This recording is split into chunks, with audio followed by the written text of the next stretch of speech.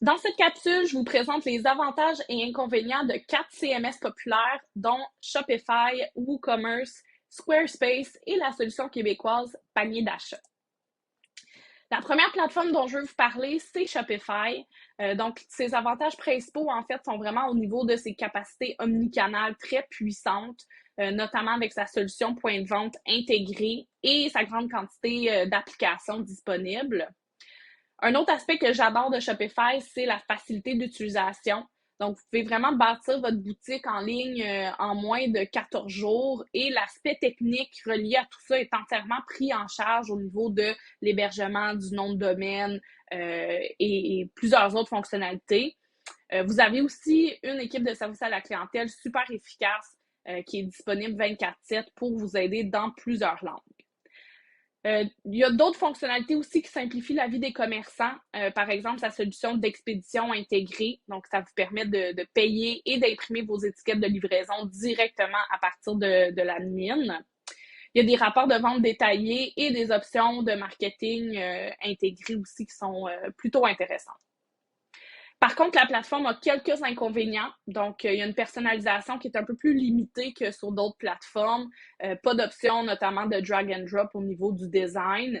Et son aspect SEO, surtout avec les versions traduites des thèmes, est plutôt limité.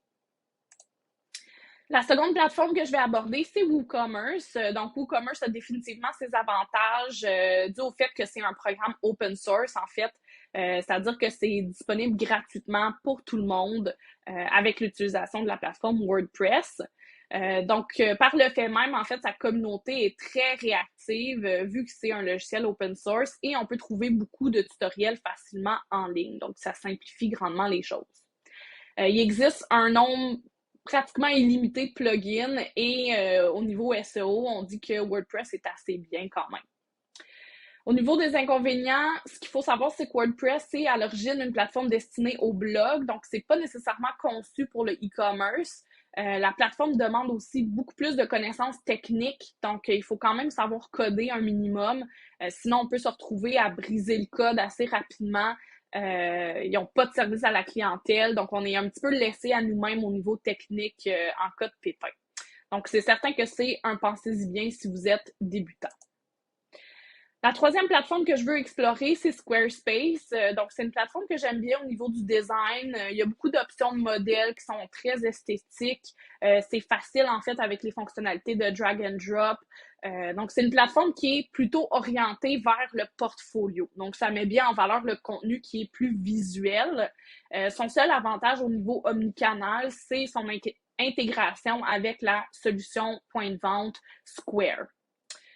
Au niveau de ses inconvénients, le principal, selon moi, c'est le fait que ces termes sont très reconnaissables, puis ont des options de personnalisation qui sont assez limitées.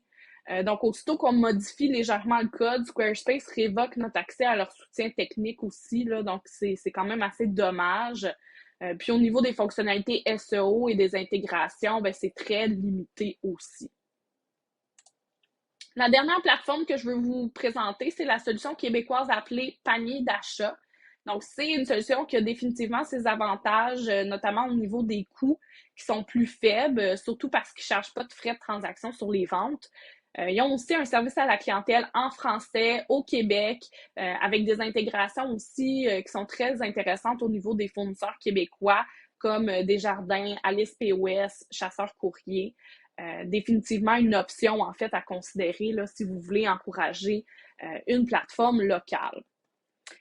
Par contre, il faut mentionner que les fonctionnalités qui sont offertes au niveau du e-commerce sont très de base comparativement à d'autres solutions.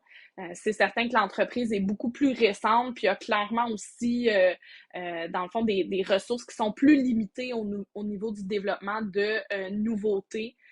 Donc, ça se ressent dans les outils d'analyse qui sont un petit peu moins détaillés, les intégrations qui sont plus limitées, les thèmes qui sont beaucoup moins attrayants aussi, là. Donc, c'est certain que c'est des aspects à considérer.